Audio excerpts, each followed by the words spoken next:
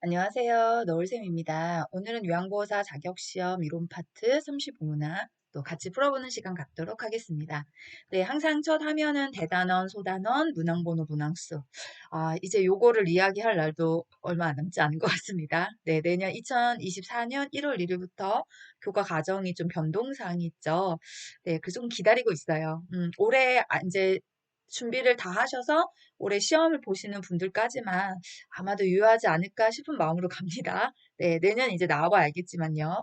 자, 그러면 요 문제 1번부터 35문항의 이론들을 각자 소단원별로 문항 번호와 문항 수를 기록해 두었으니까 공부하시면서 잘 되는데 또 부족한데 이렇게 점검하시면서 같이 풀어보셨으면 좋겠어요.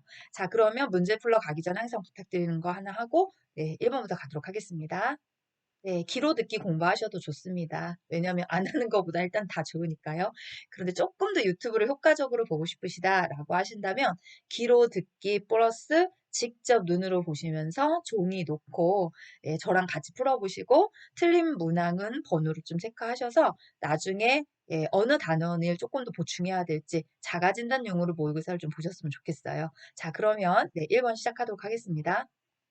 1번 노년기에 나타나는 특성은 1번 유대감의 감소, 2번 경직성의 감소, 3번 내향성의 감소, 4번 조심성의 감소, 5번 의존성의 감소.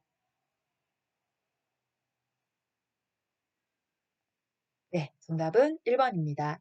자, 우리 대상자 이해 파트에서 노년이 되면서 특성들이 여러 가지가 있어요. 첫 번째가 신체적 특성, 두 번째가 심리적 특성, 세 번째가 사회적 특성. 이렇게 각자 세 가지 중에서 부분적으로 신체, 심리, 사회적을 물어보는 문제도 있고요. 그다음 지금 보신 1번 문장 같은 경우는 이것도 세 개 다 합친 거죠. 예, 그래서 뭐 일반적인 특성은 나타난 특성 이렇게 짬뽕 문제도 분명히 있습니다. 근데 지금 1번 같은 경우에는 예, 경직성, 내향성, 조심성, 의존성. 예, 여기는 심리적 특성이죠. 예, 거기에서 좀 문항을 단어가 나오기를 한 거고요. 유대감은 사회적 특성. 그래서 이렇게 부분적인 것도 기억을 해주시는 게 좋겠고 전체를 물어보는 것도 있을 수 있으니까 예, 그 유형을 먼저 알려드린 거예요. 왜냐하면 1번의 문제는 답은 1번입니다. 다 아실 거예요. 쉽게 풀으셨을 거고요. 예, 그런데 이런 유형의 문제만 있는 거가 아니기 때문에 1번의 문제를 딱 보는 순간에 1번의 답은 1번인데 만약에 이렇게 모양이 비슷한데 단원이 비슷한데 다른 유형이 나오려면 뭐까지 있어야 되지? 라는 거 한번 유추해서 공부하신다면 예, 문제 하나로 여러 개 유형 같이 풀어보는 네, 일석이조, 일석삼조의 효과가 있지 않을까 싶어서 언급을 드렸던 바입니다. 왜냐면 다음 모의고사 가보시면 그런 유형 문제 만날 수 있거든요. 자, 그럼 다음 문제 갈까요? 자, 2번 노인부양 문제를 개선하기 위한 방안으로 옳은 것은 1번 사적 부용에 의존한다. 2번 시설 입소를 우선시한다. 3번 세대 간 분리를 강조한다. 4번 노인 일자리 지원 사업을 축소한다. 5번 노인 돌봄 정책을 강화한다. 네, 정답은 5번입니다.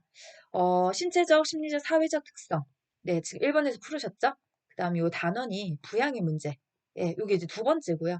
그 다음에, 보상 있어요. 정치적 보상, 뭐, 사회적 보상, 이런 식으로 문제가, 예, 또 주어지고 있고요. 그 다음 네 번째, 건강한 노화. 사실 대상자 이해 파트는 여기 네 개에서 두 문제를 출제하는 거예요. 어떤 문제가 나올지는 문제은행식이기 때문에 취재자가 풀어낸 유형으로 내가 시험을 봐야 되니까 그래서 가보셔야 하는 거고요. 시험장에 가보셔야 알지만 보통 대상자 이해 파트가 이렇게 소단원이 4개로 분리가 돼 있고 이 중에서 두 문제가 출제하는 거잖아요. 그래서 지금 보시면 예, 부양과 관련된 문제가 여기서 출제된다고 보시면 돼요. 왜냐면 제가 요 얘기를 알려드리는 건 답 금방 찾으셨을 거예요. 그렇죠? 눈에 딱 봐도 그거야 하고 보이시니까 요렇게 쉬운 문제도 있고 살짝 어려운 문제도 있긴 있어요. 그렇지만 중요한 건 뭐냐면 네, 이번에 답이 5번이 맞았다면 일단 안심하실 거. 네, 그 다음에 요런 유형 말고 또 어디서 나올까라고 하는 거에 한번 집중해 보셨으면 좋겠어서 제가 소단어를 잠깐 언급을 했습니다. 자, 그럼 다음 문항 갈게요. 3번 노인장기 요양 인정 절차에 관한 설명으로 옳은 것은 1번 신청자가 동의하면 사회복지 전담 공무원이 대신 신청할 수 있다. 2번 지방자치단체의 장기요양 인정을 신청한다. 3번 장기요양 인정 방문조사는 등급판정위원회에서 실시한다. 4번 국민건강보험공단의 방문조사원이 장기요양 등급을 1차로 판정한다. 5번 보건복지부는 1차 장기요양 등급 판정 결과를 심의하여 최종 판정한다. 네, 정답은 1번입니다. 여기는 문장을 좀 볼게요. 네, 같이. 네. 자, 그럼 1번 같은 경우에 우리가 인정 절차에 관해서 물었기 때문에 절차는 신청부터 조사, 등급 판정, 그 다음에 판정 결과 통보, 이 전부 다 합쳐서 절차라고 하는 거죠. 그러면 신청을 할 때 1번이 그 신청과 관련된 거잖아요. 그래서 우리가 어떤 사람이 신청할 수 있는 거냐. 예, 본인, 그 다음에 가족이나 친족 또는 이해관계인 또는 본인이나 가족의 동의가 있는, 그쵸? 필요하지만 동의가 있다면 사회복지 전담 공무원. 그 또 한 분 있죠. 시장, 군수, 구청장이 지정하는 자. 이분들 신청하실 수 있어요. 그래서 정답 1번이었죠. 네, 동의 있었잖아요. 동의. 동의가 있고 사회복지 전담 공무원이 대신하니까. 만약에 동의를 구하지 않고 동의가 없다면 신청할 수 없습니다. 그래서 신청할 수 있는 가능한 대상자를 한번 기억을 해주시면 좋고요. 그 다음에 우리가 어디에 요양 인정을 신청합니까? 이렇게 했을 때 사업주, 사업자, 보험금을 지급하는 자, 거기 어딘가요? 국민건강보험공단이죠. 네, 그래서 지방자치단체에 신청하는 게 아니었어요. 그 다음에 방문조사, 장기요양 인정 방문조사는 예, 어디서 합니까? 등급판정위원회에서 하는 게 아니라 예, 소정의 교육을 이수한 공단 직원이 방문을 오는 거죠. 그러면 인정조사도 예, 주체가 되는 건 공단, 국민건강보험공단에서 하는 거죠. 그 다음에 1차 판정은 어떤 분이 하나요? 조사원이 하는 게 아니라 조사표에 따라서 조사 결과를, 그러니까 조사표를 예, 공단 직원이 와서 가져가잖아요. 체크해서. 그거를 공단을 가져가면 컴퓨터 프로그램이 있어요. 그래서 컴퓨터 프로그램에 입력을 하면 그 프로그램에서 장기요양 1차 1등급을, 아니 1등급이 아니라 등급을 1차 판정을 합니다. 그럼 최종 판정하는데 그게 5번에 있죠. 최종 판정하는 곳이 등급판정위원회죠. 예, 36페이지에 이렇게 있어요. 그래서 지금 현재 보시면 신청, 조사, 등급 판정, 예, 이렇게 세 가지를 가지고 냈는데 사실 문제는 똑같이 절차에 관한 설명으로 해놓고 보기를 판정 결과 1, 2, 3, 4, 5 인지지원 등급까지 있습니다. 그다음 점수, 그다음에 또 하나 예, 판정 결과를 통보할 때 유효기간은 최소 2년 이상으로 합니다. 갱신은 또 달라지죠. 직전 연도와 등급과 같은, 예, 직전 등급과 같은 등급의 판정을 받았다면 1등급은 4년, 그 다음에 직전 등급과 같은 등급 판정을 받은 경우에 2등급에서 4등급은 3년, 5등급 인지지원 등급은 2년. 여기까지 알아두시면 그럼 예를 들어서 4, 5번 빼고요. 지금 통보나 결과에 보기를 넣을 수도 있어요. 얼마든지 만들어낼 수 있는 문제입니다. 그러니까 우리가 이 문제를 풀면서 중요한 건 절차에 대한 내용들을 각자 문장별로 옳은 표현을 한번 읽고 간다. 어디로요? 35페이지에서 38페이지까지 읽어보신다면 충분할 거다라고 생각합니다. 네, 자, 다음 문항 가겠습니다. 4번입니다. 노인장기 요양보험 제도의 재원 조달 방식에 관한 설명으로 옳은 것은 1번 보험료 예상 수입액의 20%를 국가에서 부담한다. 2번 시설급여를 이용하면 15%를 본인이 부담한다.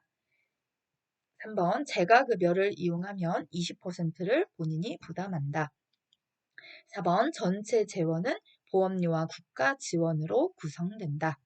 5번 공단은 장기요양 보험료와 건강보험료를 별도로 징수한다. 정답은 1번이죠. 네, 자, 일단 재원 조달 방식은 3부자 방식입니다. 3부자는 세 군데에서 조달을 하고 있다는 얘기죠. 그 첫 번째가 보험료, 노인장기 요양 보험료. 그래서 이 보험료를 하실 때도 지금 5번처럼 네, 국민건강보험료와 장기요양보험료를 예, 두 가지를 통합해서 징수를 하고 있어요. 그러니까 틀렸죠. 별도가 아니라 통합징수. 예. 그 다음에 징수는 통합해서 하지만 사용하실 때는 각각 독립회계로 관리합니다. 이게 첫 번째 재원조달인 보험료를 먼저 이해하시는 거고요. 그렇죠? 그 다음 두 번째가 국가지원금이죠. 지금 보신 1번의 답이에요. 국가지원금은. 그래서 국가지원금은 예상 수백의 20%를 국고에서 부담하고 있다는 거. 그 다음 이제 나머지 하나가 본인 일부 부담금이죠. 그래서 본인 일부 부담금은 여기 시설급여를 이용하면 15%가 아니라 20%, 재가급여를 이용하면 15%를 부담하고 있어요. 그 다음에 저소득층이나 의료수급, 급여 수급권자 40에서 60% 경감이고요. 국민기초생활수급권자는 본인 부담금이 없습니다. 그러나 비급여, 단 비급여 항목은 전액 본인이 부담합니다. 자, 더하기 하나 합니다. 어떤 거 하냐면 그거 있죠? 의사소견서 발급비용. 일반은 20%, 40에서 60% 경감자는 10%를 부담하시면 돼요. 요런 것도 시험 문제 내면 공부 안 하시면 살짝 헷갈려요. 그래서 그거 의사소견서 가끔 종종 출제되니까 의사소견서 방문간호 지시서 같습니다. 그거 좀 같이 알아두시면 좋을 것 같고요. 그 다음에 지금 4번 같은 경우에 문제는 제가 첫 번째 말씀드렸죠. 재원 조달은 3부자 방식입니다. 그래서 보험료와 국가지원금 두 가지로 있는 게 아니라 본인 일부 부담금이 세 번째 방법의 구성. 그래서 세 가지가 구성하고 있다. 이렇게 알아두시면 재원 조달에 관한 거 다 공부하신 거예요. 그렇죠. 네. 뭐 이제는 여기서 내면 재원 조달 되면 이거 외에 다른 문장을 쓸 수가 없으니까. 자, 그럼 다음 문제 가도록 할게요. 자, 5번 노인요양시설에서 대상자에게 장기요양 급여를 제공한 후 비용을 청구하는 곳은 1번 국민건강보험공단, 2번 보건복지부, 3번 지방자치단체, 4번 근로복지공단, 5번 중앙노인보호전문기관. 정답은 1번입니다. 국민건강보험공단. 자, 여기는 이제 청구에 관해서 나온 거죠. 그래서 장기요양 기간의 비용 청구와 지급. 저는 수업 시간에 항상 그렇게 얘기해요. 둘 사이 요양보호사는 없습니다. 이렇게. 그럼 둘 사이가 뭐죠? 장기요양 기간에서 국민건강보험공단에 급여 비용을 청구합니다. 그러면 청구받은 곳인 국민건강보험공단에서 장기요양 기간으로 지급을 합니다. 그래서 청구가 돈을 달라고 요청하는 거잖아요. 그러면 사업주, 사업자, 보험금을 지급하는 자, 국민건강보험공단. 그렇죠. 여기가 답이죠. 자, 이제 다음 갈게요. 자, 다음 하면은 문제가 아니고요. 네, 제도 정리 마인드 맵입니다. 노인장병보험 제도 문제는 가장 어려운 문제는 진짜 늘 말씀드린 딱 하나예요. 다음 중 노인장기요양보험 제도에 관한 설명으로 옳은 것은 이 제일 어려운 문제예요. 왜냐하면 동그라미가 부분적으로 6개가 있지만 이 6개를 5개 문장으로 바꿔가지고 다 출제할 수 있어요. 그래서 노인장기요양보험 제도는 전체를 한번 쭉 훑어서 개념 정리를 해두시는 걸 사실 늘 강조해요. 쉽지는 않습니다. 왜냐면 여기는 조금 암기가 많이 필요한 부분이에요. 그냥 읽어서 이해한다고 풀려지는 내용이 없어요. 왜냐하면 이렇게 빨간색으로 제가 펴놨듯이 암기해야 되는 숫자부터 종류 같은 것들이 많이 있기 때문에 정지 버튼을 한번 눌러주시고, 네, 그죠? 이거 화면 나올 때 딱 눌러놓고 선생님들의 육성으로 목소리로 직접 사업자, 가입자, 어디서 관장하더라. 만약에 노인장기요양보험 제도의 급여 대상자가 되려면 어떤 조건이 있어야 되지? 이렇게 시계바퀴로 한 바퀴 돌아가시면서 직접 읽어주신다면 노인장병보험 제도 정리가 잘 될 거다라고 믿습니다. 한 번에 안 되시면 2번 하시면 되고 2번에 안 되시면 될 때까지 하시면 됩니다. 왜냐면 제 거 이론 파트만 반복적으로 보시기만 하셔도 항상 문제 5번 다음엔 이 PPT의 안에가 마인드맵이에요. 그래서 모든 공부는 반복으로 했을 때 학습 효과가 제일 크거든요. 그러니까 잊을만 하면 만나고 잊을만 하면 만나고 그렇게 가신다고 생각하시면 될 것 같아요. 자, 그럼 그 선생님들이 직접 해주실 걸 믿으며 다음 문제 가겠습니다. 자, 6번 요양보호사가 지켜야 하는 서비스 제공 원칙은 1번 대상자에게 욕창 드레싱 서비스를 제공한다. 2번 대상자의 사생활에 대해 자유롭게 이야기한다.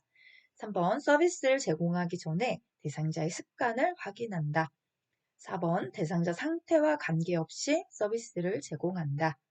5번 계획된 서비스 외에 임의로 서비스를 추가한다. 네, 정답은 3번입니다. 자, 의료행위 할 수 없어요. 그래서 욕창 드레싱은 우리 소독이니까 욕창에 관한 관리나 치료 같은 건 의료인으로 넘어가는 거죠. 그래서 그런 행위 할 수 없고 나머지는 선생님 읽으시면 금방 다 보이셨을 거예요. 자, 이런 거 빨리 넘어가겠습니다. 자, 7번 대상자의 불편함을 경감하기 위해 식사, 목욕 등의 서비스를 제공하는 요양보호사 역할은 1번 관찰자, 2번 상담자, 3번 숙련된 수발자, 4번 옹호자, 5번 정보 전달자. 네, 정답은 3번입니다. 숙련된 수발자. 네, 식사, 목욕과 같은 서비스를 직접 제공하고 있어요. 어떤 걸로요? 지식과 기술을 더하게 하셔서 숙련되게. 네, 숙련된 수발자죠. 여기도 마찬가지로 요양보호사 역할은 6가지가 있고요. 네, 이거 여러 가지 문제 유형 푸는 건 딱 하나밖에 없어요. 만약에 관찰자가 답이 되려면 어떤 문제가 등장할까요? 떠오르지 않으신다면 61페이지를 가시면 나오죠. 예, 뭐 혈압, 체온, 맥박의 변화, 네, 그죠? 변화, 이걸 관찰한다. 그러면 관찰자.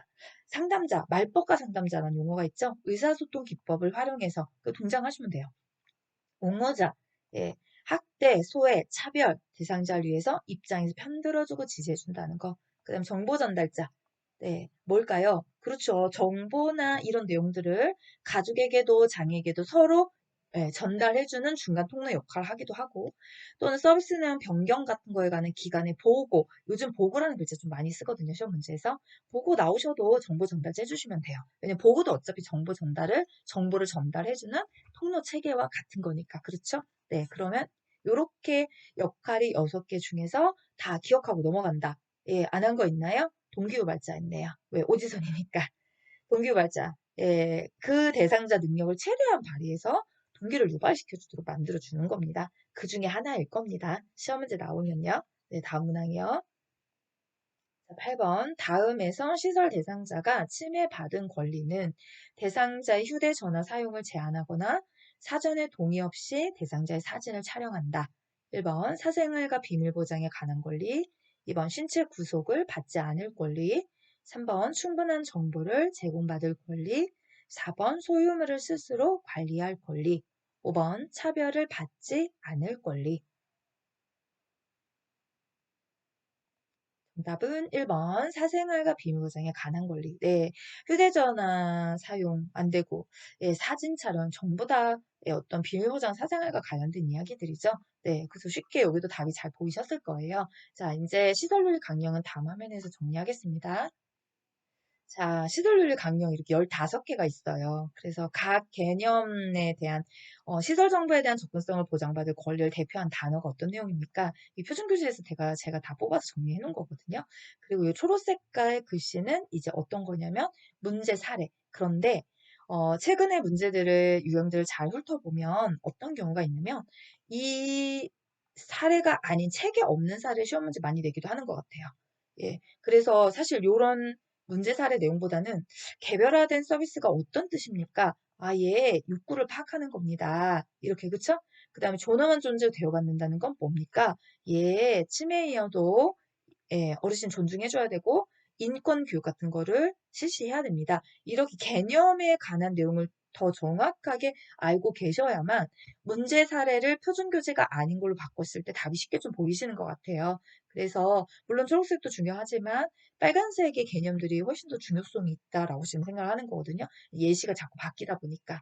그래서 여기도 마찬가지로 앞에서 제도처럼 정지 버튼 한번 눌러주시고 이 내용을 직접 한번 읽으시면서 윤리강령의 내용들을 정리해 주셨으면 좋겠고요.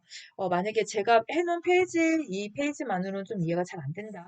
여기 지금 페이지를 제가 예, 안 써놨는데 66페이지로 가셔서 윤리강령에 관한 내용들을 직접 한번 훑어주신다면 예, 그러면 아마도 개념 정리가 좀 빠를 거다라고 생각을 해요. 네, 이제 다음 문제 가도록 하겠습니다. 자, 9번. 다음 상황에서 알 수 있는 학대 유형은 대상자가 건강이 악화됨에도 계속 술을 마신다. 요양보호사가 집안에 쓰레기를 치우려 해도 대상자가 거부한다. 1번 유기, 2번 자기방임, 3번 방임, 4번 정서적 학대, 5번 신체적 학대. 네, 정답은 2번입니다. 자기방임. 학대 유형도 엄청 많죠. 네, 지금 내용에 보시면 악화된다는 걸 알면서도 본인이 진짜 술을 마시고 계신 거예요. 네, 또 중요한 게 이거죠. 직접 대상자 거부하셨어요. 방임은 의식주와 관련된 어떤 행위들을 하지 않는 게 방임의 개념인데 자기 방임이 붙었으니까 예, 본인 스스로가 안 하시는 거죠. 끊어내고 거부하시고 이랬을 때 우리가 자기 방임 이렇게 얘기하잖아요. 지금 학대도 내용에 보시면 아시겠지만 학대 정의를 묻는 문제는 이미 출제되지 않은 지 꽤 오래됐고요. 학대 행위와 세부 학대 내용을 표로다가 기억하시는 거, 가다가 이렇게 중간중간 조금 어려운 내용들이 있어요. 헷갈리는 내용들이 얘가 문제죠, 방임. 신체 학대도 좀 걸려 있고, 예, 그 다음에 유괴도 좀 발을 걸어놨고, 경제적 학대, 재정적인 거에도 좀 걸어놨고, 그래서 시간이 좀 되신다면, 그러면 표준교재에 나와 있는 행위와 학대 세부 내용들을 꼭 한번 직접 읽고 정리해 주셨으면 좋겠다라는 생각을 무지막지하게 많이 합니다. 왜냐하면 너무 많아요. 나올 수 있는 유형들이. 왜 세부학대 내용 하나만 신체적 학대만 해도 제가 볼 때 얼핏 봐도요. 한 30가지가 넘기 때문에. 그쵸? 그래서 개념 정리를 조금 잘 해두시면 좋을 것 같아요. 자, 다음 문항 갈게요. 자, 10번 노인보호 전문기관의 역할로 옳은 것은 1번 노인학대 행위자를 대상으로 재발 방지 교육을 한다. 2번 학대 피해 노인에게 숙식을 제공한다. 3번 학대 피해 노인에게 취업을 알선한다. 4번 노인학대 행위자에 대한 법적 판정을 한다. 5번 노인학대 판정을 위한 의학적 진단을 제공한다. 네, 정답은 1번입니다. 유관기관이죠. 노인학대 예방을 위한 유관기관 엄청 많아요. 보건복지부터 법률기관까지 많이 있는데 일단은 그중에서 노인보호 전문기관의 역할을 물어봤어요. 제가 책에 있는 거 그대로 읽어볼까요? 노인학대 사례의 신고 접수하죠. 신고된 시설학대 사례에 대해서 확인을 개입하죠. 시설의 학대 사례 판정에 대한 자문합니다. 학대 사례에 대한 사례관리 절차 지원도 하고 있어요. 피해 노인에 대한 법률 지원의 요청. 이거는 법률 지원이 아니라 요청까지. 네, 거기에 지금 여기 보시면 이런 교육도 진행하고 있고요. 숙식 제공 안 해요. 취업 알선도 따로 안 하고요. 자, 그러면 법적 판정을 하는 곳, 예, 딱 보셔도 어딜까요? 예, 법률기관이겠죠? 그래서 법적 판정, 후견인 지정, 피해 노인의 가족과 격리, 여기까지 좀 알아두시면 좋겠고, 의학적 진단은 의료기관이죠. 예, 그래서 의뢰받은 피학대 노인에게 어떤 종합적 의료 서비스도 제공하고, 지금 나온 거죠. 의학적 진단, 소견, 증언도 진술하고. 자, 그러면 이제 하나씩 더하기 할게요. 사법경찰. 뭐 하더라? 네, 신고 사례에 대한 현장 조사, 형사 재판을 요하는 사례에 대한 수사 전담, 네, 그다음 응급조치를 요하는 노인학대 사례를 일시보호시설이나 의료기관에 의뢰도 사법경찰이 진행하고 있습니다. 네, 그 다음에 보건복지부는 어떤 행정재정적 지원하고요. 네, 시군구, 노인복지시설, 제가 안 읽은 것도 있어요. 이 유관기관이 하나, 둘, 셋, 넷, 다섯, 여섯, 일곱, 8개예요. 노인보호 전문기관을 포함해서 8개 중에 어떤 문제가 나올지는 사실 모르는 거거든요. 네, 8대1 이렇게 되는 거니까. 그래서 유관기관을 노인보호 전문기관 공부하시면서 87페이지에 가셔서 지금 제가 읽어드렸던 표를 한 번만 정리를 해두신다면 다음에 사법경찰이 나와도 의료기관이 나와도 시군구가 나와도 다 맞춰낼 수 있다라고 생각합니다. 다음 문제 가겠습니다. 11번 요양보호사 채용 과정에서 기관장이 다음과 같이 말했을 때 요양보호사가 침해받은 권리는 지원서를 보니 나이가 많아 어르신을 돌보는 업무가 힘들 것 같네요. 1번 자유권, 2번 평등권, 3번 참정권, 4번 신체적 안정보장 권리, 5번 휴식 및 여가보장 권리. 정답은 2번 평등권입니다. 네, 딱 보셔도 차별한다. 이런 느낌 드셨을 거예요. 네.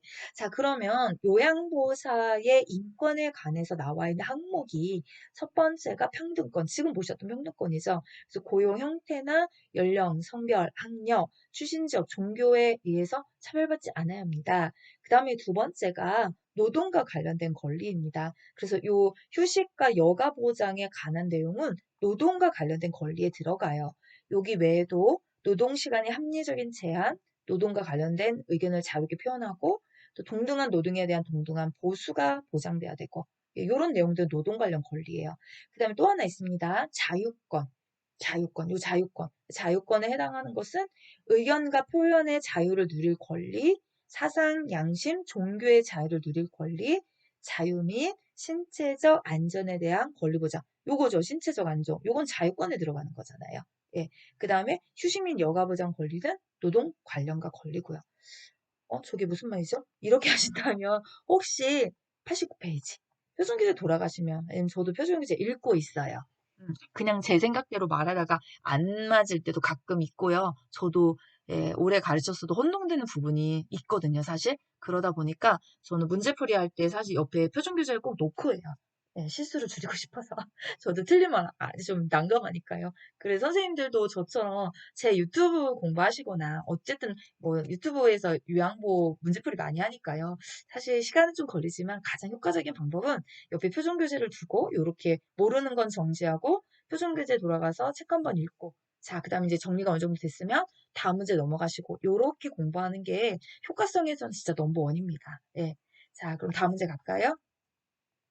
자, 12번. 요양보호사가 산업재해보상보험법에 따라 보상받을 수 있는 경우는 1번 자발적인 퇴사, 2번 출산으로 인한 휴직, 3번 계약 종료에 따른 퇴사, 4번 가구원 실직으로 인한 경제적 빈곤, 5번 서비스 제공 중 상해로 인한 입원.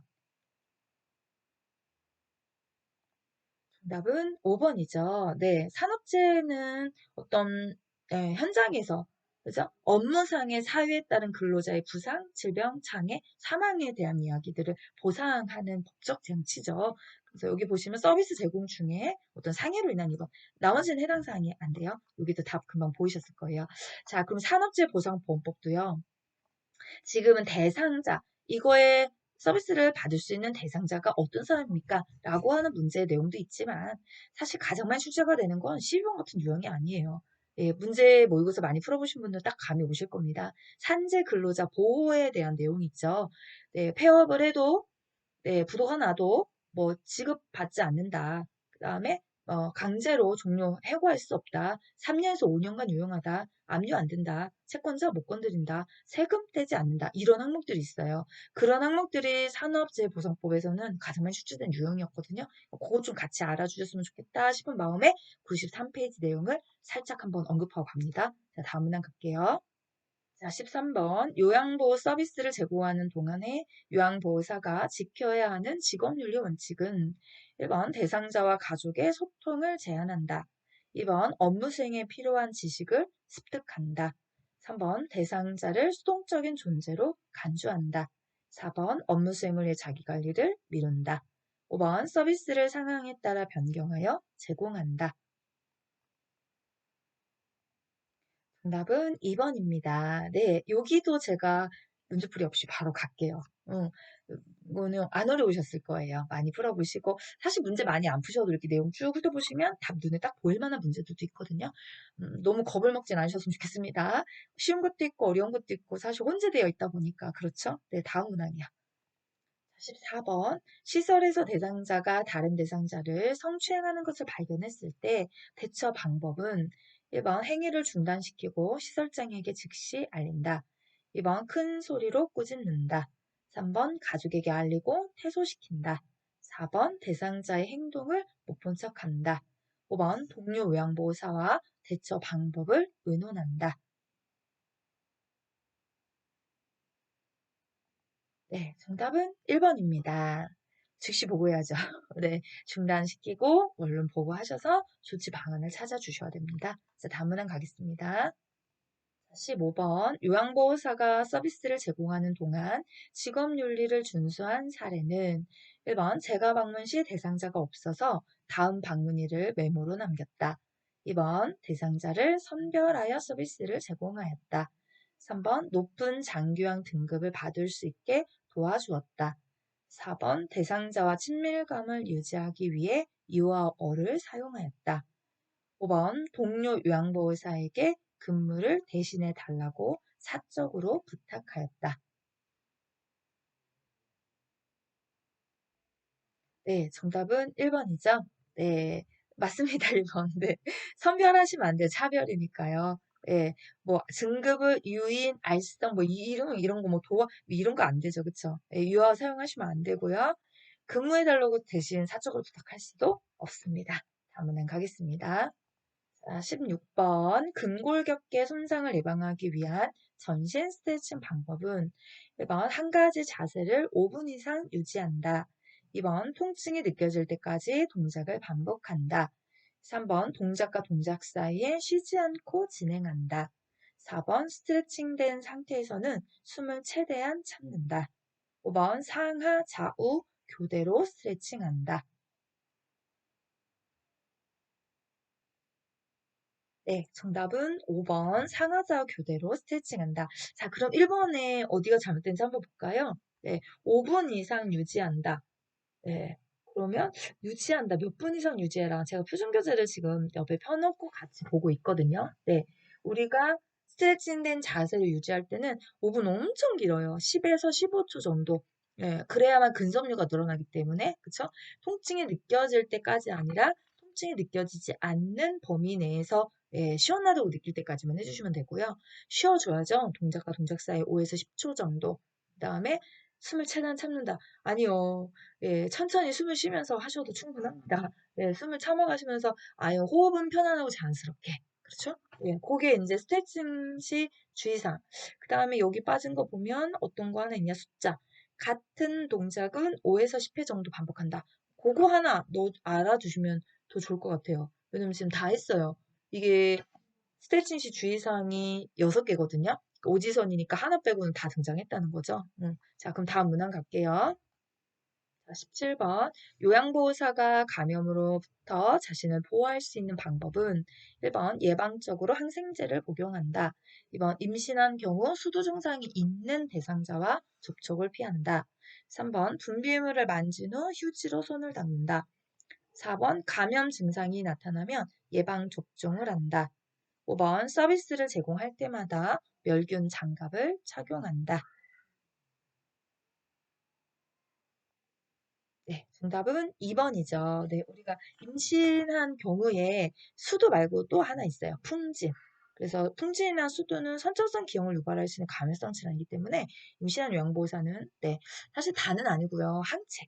면역 항체가 없는 경우에는 접촉했다가는 감염될 가능성이 있다. 태아는 때 기형 이런 거가 우리 표준교재에 명시가 되어 있죠. 예방한다고 항생제를 예방해서 먹을 이유는 없고요. 예, 분비물을 만졌다면 물로다가 소독수를 이용해서 물로 닦아지 휴지로 닦으면 효과 없죠. 예. 나타나면 예방 접종을 하는 것이 아니라 예방 접종은 증상이 나타나기 전에 예방 차원에서 맞아주는 거죠. 서비스를 제공할 때마다 멸균 장갑을 착용하라는 말은 없어요. 감염성 질환을 가지고 계신 분들 방지할 수 있는 방법 차원에서 하는 거고요. 손 씻기 깨끗이 해주시면 네 충분합니다. 자 그럼 다음 문항 갈까요? 18번 노화로 간 기능이 변화되어 나타날 수 있는 결과는 1번 약물 대사 능력 저하, 2번 당뇨성 증가, 3번 타액 분비 증가, 4번 칼슘 흡수 증가, 5번 위산 분비 저하. 네, 정답은 1번입니다. 128페이지에 있어요. 이게 소화기계에서 노화에 따른 특성에 보시면 간 기능이 떨어져서 약물의 대사와 제거 능력이 저하된다. 이렇게 돼 있죠. 대사뿐만 아니라 제거 능력. 간이 하는 기능이 9가지나 있습니다. 근데 그중에서 네, 우리가 제거, 배설 이런 기능을 해독 작용을 하죠. 해독. 네, 수용성의 독은 소변으로 가는 거고요.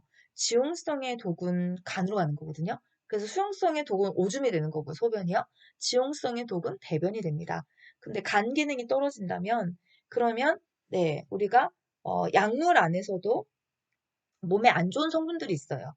그거를 갖다가 빨리빨리 우리가 사용을 하셔서 나온 노폐물들을 또 제거, 얼른 해줘야 되거든요. 근데 기능이 떨어지면 그렇게 할 수가 없기 때문에 몸 안에 갖고 있는 거죠. 그래서 약물 중독이 잘 된 이유가 있었던 거고요. 신장 기능과 간 기능이 그런 해독의 기능을 하기 때문에 그렇습니다. 그래서 이런 내용들은 잘 좀 기억해 주시면 좋을 것 같아요. 약간 의학 상식이 조금 들어가 있는 내용들이죠. 그런데 뭐 수업 시간에 배우셨을 거니까 잘 알고 계시는 분들도 많을 거다라고 생각을 합니다. 다음 문항 갈까요? 19번. 노화에 따른 피부계의 변화로 오른 것은 1번 이가와 뺨에 털이 증가함, 2번 손 발톱이 얇아짐. 3번 머리카락이 굵어짐. 4번 피하 지방이 증가함.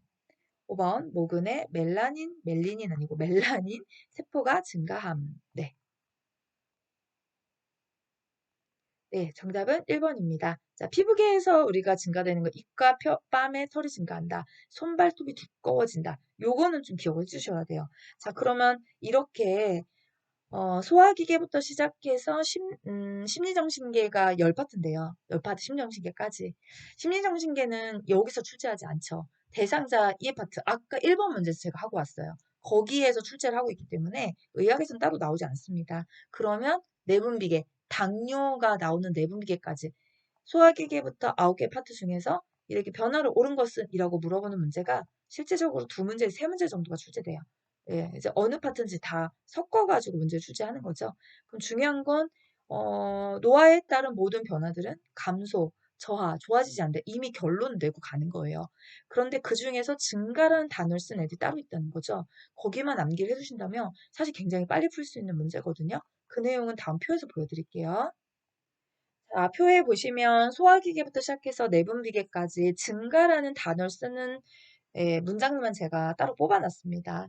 요것도 정지 버튼 눌러주시고 한 세네 번 정도 반복으로 봐주신다면 네, 기억이 많이 나실 거예요. 왜냐면 또 우리가 제가 여기서 수업 교과서 설명을 하는 게 아니라 이미 한번 교육원에서 개념 수업을 다 듣고 그러고 나서 문제풀이로 오신 선생님들이 많기 때문에 기억을 한번 더듬으신다면 충분히 저는 다 기억날 거다라고 생각하거든요. 그래서 소화기계는 어떤 게 증가였지? 호흡기계는 이렇게 하나, 둘, 셋, 넷, 다섯, 여섯, 일곱 파트. 예, 뭐 적은 건 아니네요. 9개 중에 일곱 파트면 많은 거니까. 예, 그런데 이렇게 한 번쯤 머릿속에 잘 정리해 두신다면 그러면 아까 같은 문제를 되게 빨리 풀 수 있어요. 예, 자, 그럼 이제 다음 거 갈게요. 자, 20번. 시설 대상자가 아침에 속이 쓰리다고 말할 때 요양보호사의 반응으로 옳은 것은 1번. 지금 당장 병원에 가야 해요. 2번. 위장약을 먹어야 할 것 같네요. 3번. 괜찮아요. 저는 아침마다 그래요. 4번. 제가 현재 상태를 간호사에게 전할게요. 5번. 위가 쉬어야 하니까 아침 식사를 거르세요. 네, 정답은 4번입니다.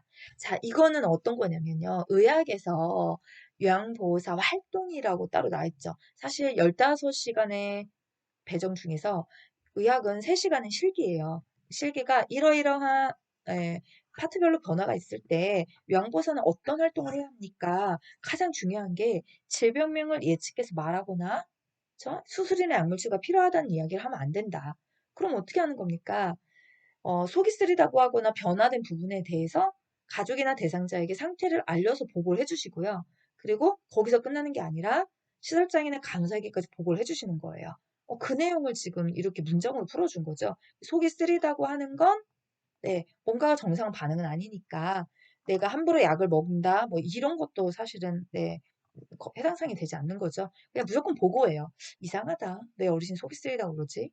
평상시와 뭐가 다른데? 관찰했어요. 그러면 보고 이렇게 해주시면 100% 정답입니다. 네, 다음 문항 가겠습니다. 21번 한결액제 복용 방법에 관한 설명으로 옳은 것은 1번 주기적으로 간 기능 검사를 하면서 복용한다. 2번 2주 동안 복용한다.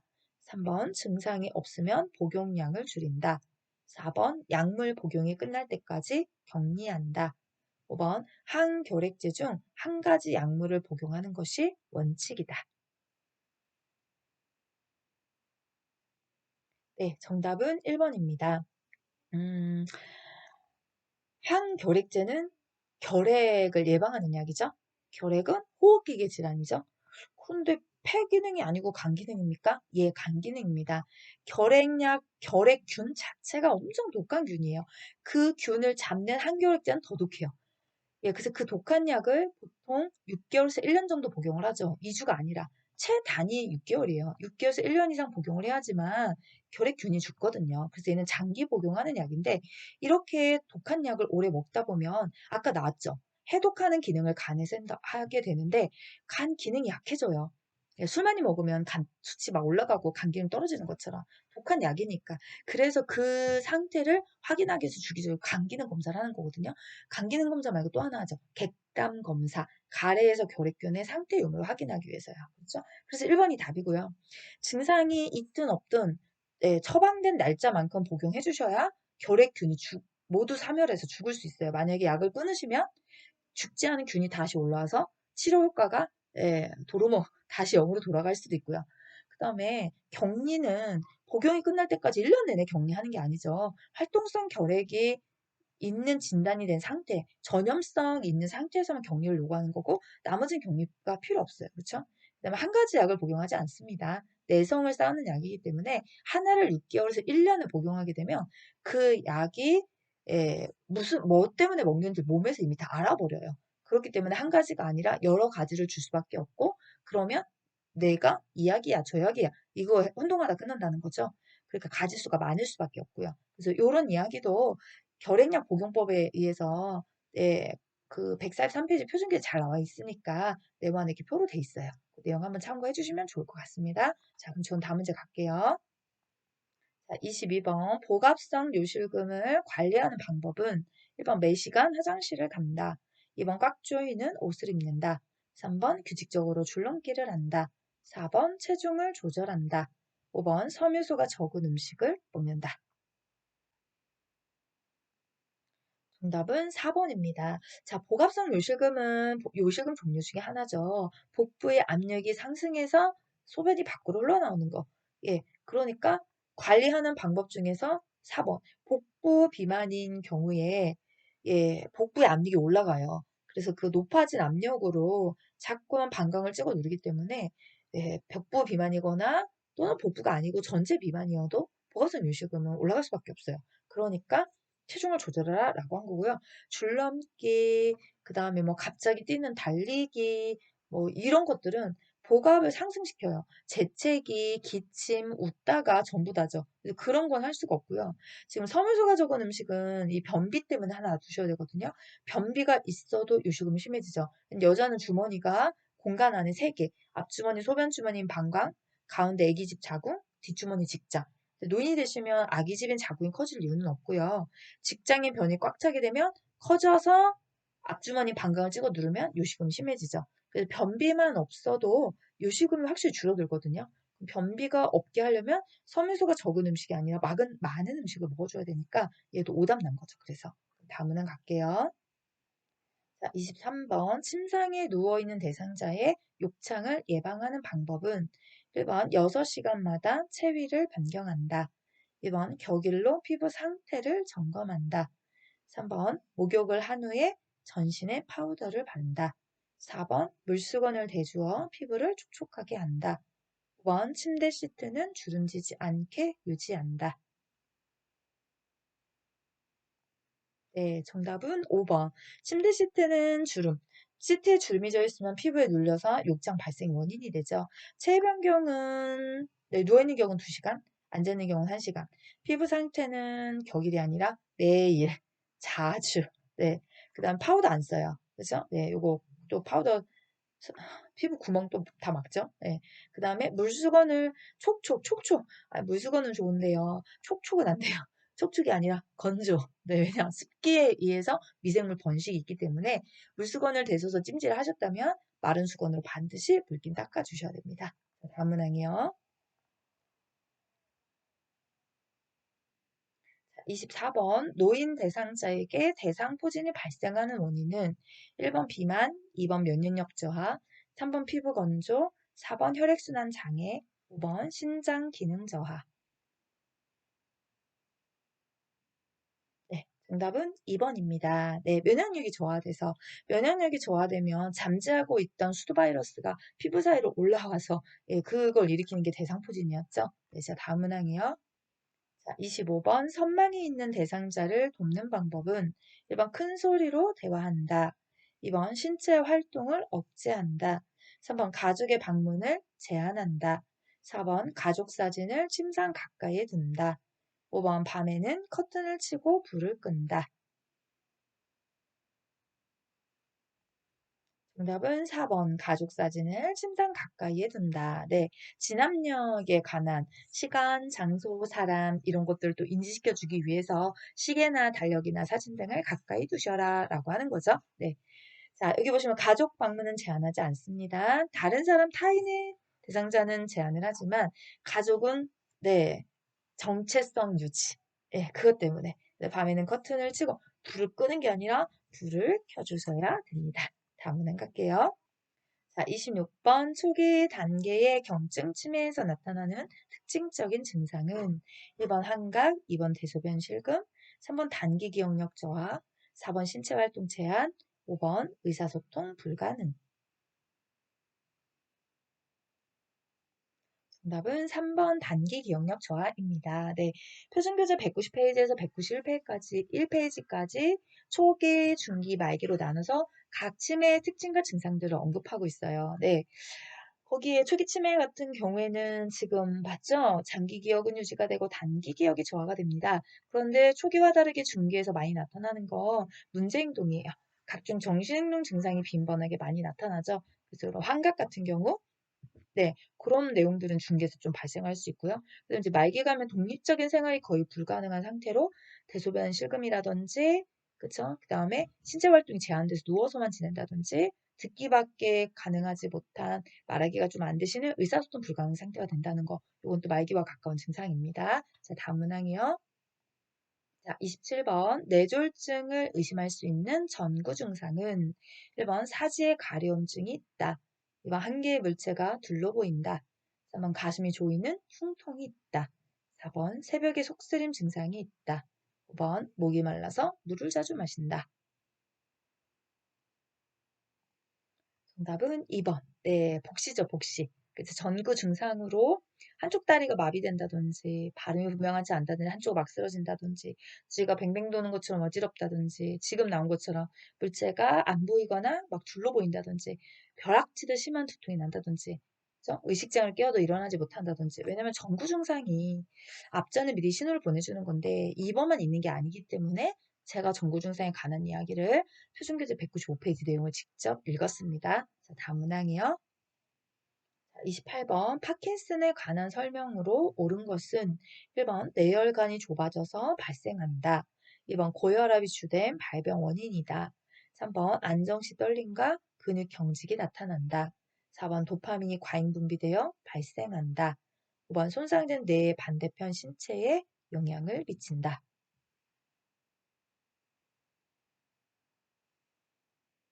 정답은 3번. 네, 파킨슨의 증상이죠. 안정시떨리, 근육경직, 그죠? 무감정 이런 내용들.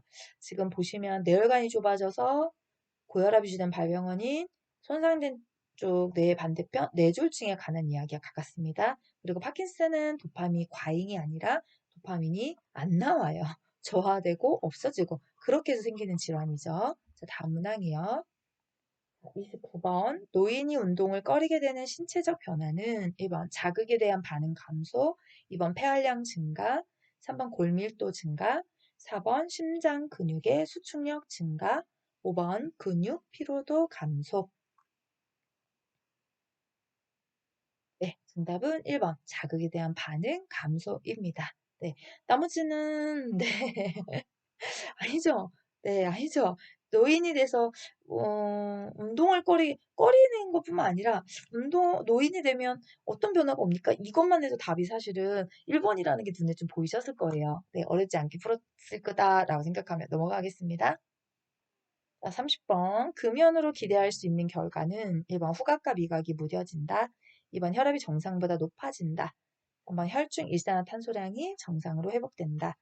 4번 심장 발작 위험이 증가한다. 5번 폐암으로 사망할 확률이 증가한다. 네, 정답은 3번. 네, 기대할 수 있는 결과 좋아집니다. 후각과 미각이 무뎌지지 않아요. 좋아져요. 네, 혈압도 유지가 되고요. 위험성 감소되고요. 사망 확률 감소돼요. 일산화탄소량이 정상으로 회복되죠. 담배 많이 피시면 일산화탄소량이 체내 안에 많을 거예요. 이게 연탄가스라고 하는 네, 비슷한 성분이 담배에 있기 때문에 그런데 그걸 멈추니까 금연을 하시게 되면 일산화탄소량이 정상 사람인 것처럼 돌아오시겠죠. 회복되고요. 네, 자 다음 문항 갈게요. 31번 노인에게 10년마다 추가해야 하는 예방접종은 1번 홍역, 풍진, 2번 폐렴구분 결핵, 3번 인플루엔자 백일해, 4번 파상풍 디프테리아, 5번 A형 간염 대상포진. 네, 정답은 4번입니다. 10년마다 맞는 접종 주기는 파상풍 디프테리아, 매년 접종하는 건 인플루엔자, 65세 이상일 때 접종하는 내용은 인플루엔자, 파상풍, 디프테리아, 그다음에 또 어디 있어요? 폐렴구균, 마지막 하나는 대상포진. 네, 요렇게. 네, 그래서 65세 이상일 때 접종하는 접종용 내역이 있어요. 그거 한번 알아두시고 접종 연수 알아두시고 그러면 예방접종은 사실 이 두 가지 아시면 거의 다 푸실 겁니다. 네, 자 이제 다음 문항 갈게요. 32번 요양보 기록의 목적은 1번 장기요양 서비스의 비용 절감, 2번 요양보호사의 업무 부담 완화, 3번 문제 발생 시 법적 책임 회피, 4번 요양보 업무의 원활한 연계, 5번 장기요양 서비스 제공 시간 단축.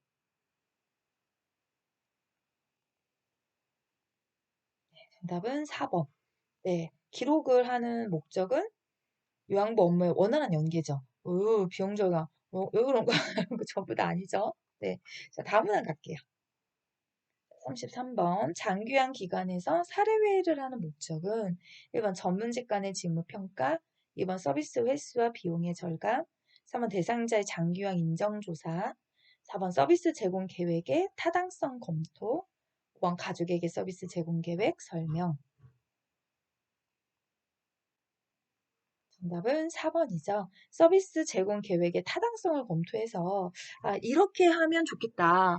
예, 얼마나 이런 방법이 사례가 있을 때 이렇게 하는 것이 좋으냐. 이런 거를 이제 각자 의견을 좀 조율하고 찾아가는 거죠. 이렇게 해서 만든 사례회의 결과록이 앞에 요양보 업무에서 사례 모음집으로 촥촥촥촥 나와 있는 내용들이죠. 예, 그게 사례회의 결과물이었어요, 사실은요. 선배님들이 주신 좋은 정보죠. 임상에 나가셔서 일하실 때 조금 어떻게 해야 되지라고 걱정스러우시다면 표준교재 사례만 좀 잘 읽어주셔도 많은 힌트와 답을 얻어 가실 거라고 저는 생각하거든요. 그래서 시험 볼 때는 별거 아닌 것 같았어도 현장에서 근무하실 때는 꽤나 좋은 정보들이에요. 그게 사례회의를 통해서 만드는 타당성이 이미 검토가 된 내용들이기 때문에 그렇다는 거죠. 자, 다음 문항 가겠습니다. 34번 대상자가 가족을 위해서 희생하며 살았는데 왜 이런 일이 나한테 생기는 거야? 라는 반응을 보이는 임종적응 단계는 1번 분노, 2번 부정, 3번 수용, 4번 울, 5번 타협. 자, 정답은 1번입니다. 왜 들어가면 예, 어? 다른 데도 왜 있지 않나요? 아니야. 왜? 요 단어만 집중하시면 되죠. 자, 우리가 이 부정의 임종적응 단계는 예, 부정부터 시작하죠. 아니야, 죽는다는 사실을 믿을 수가 없어. 예, 그다음 분노. 왜 하필 내가 죽는 거야? 이 많은 사람 중에? 왜 지금이야? 이렇게 말하는 거죠. 그 다음에 예, 뭘로 가요? 수용은 맨 마지막이죠. 네. 세 번째가 타협이죠, 타협. 네. 그래서 1번, 2번, 3번. 자, 어떤 걸 타협할까요? 나 죽는다는 건 알겠는데, 언제까지만, IC 갈 때까지만, 학교 갈 때까지만, 언제까지만, 요때까지만 기간 연장시켜달라. 그래도 안 되죠. 그래서 우울로 갑니다. 그러다가 이제 마지막에 수용 오죠. 예. 수용은 지쳤어. 체념하고 받아들인 단계. 예, 요렇게 단계별로 특징이 있으니까, 그거 한 번만 기억해 주시면 좋을 것 같아요. 자, 이제 마지막 문제 가겠습니다. 자, 35번. 임종 대상자를 도울 때 마지막까지 남아있는 감각을 고려하여 돕는 방법으로 옳은 것은 1번 손을 잡아준다. 2번 조명을 밝게 켜둔다. 3번 가족 사진을 보여준다. 4번 좋아하는 음악을 들려준다. 5번 즐겨 쓰던 아로마 향을 맡게 한다. 네, 정답은 4번이죠. 마지막까지 남아있는 감각 아실 겁니다. 청각. 그럼 청각과 관련된 돕는 방법이었으니까 좋아하는 음악을 들려주시면 좋겠습니다. 자, 여기까지 풀어보시면 오늘 1번부터 35문항까지 또 이론 문제 같이 풀어봤고요. 저는 사실 이거 35문항을 해설하는 시간이나 실기 45문항 해설 시간 같은 것 같아요. 왜냐면 그냥 저는 개인적으로 저도 제가 가르치는 사람이지만 실기보다 이론이 조금 더 저는 어렵다고 생각하거든요. 왜냐면 이론은 단어 정리에 대한 개념이 확실하지 않으면 예, 그러면 답이 잘 안 보여요. 그래서 그런 부분들을 조금 더 자세히 설명하다 보니까 아마도 시간이 저는 이론이나 실기나 해설 시간이 좀 같다라고 생각이 드는데 선생님들한테 항상 당부드리고 싶은 말씀은 문제를 풀면서 꼭 자가 진단을 꼭 같이 해줬으면 좋겠거든요. 그 부분 다음표 보면서 할게요. 네, 내가 이 모의고사를 사실 1시간씩 이렇게 앉아서 공부를 하시는 거잖아요. 1시간을 공부했는데 효과가 없다. 그러면 시간이 너무 아까울 것 같아요. 그래서 1시간을 투자하실 때는 1시간의 효과를 제대로 내 걸로 가져가야지. 약간 이런 어떤 단단한 포부? 근데 그 단단한 포부는 전 딱 하나라고 생각해요. 작아진다. 몇십 개, 몇백 개, 몇천 개를 유튜브나 문제집을 풀어도 사실 국가고시 시험장에 가서 똑같은 문제를 만난다는 건 굉장한 우연의 일치예요. 왜냐면 출제원들의 그 수준이 우리를 거의 능가합니다. 네, 그 전문이잖아요. 정말 전문.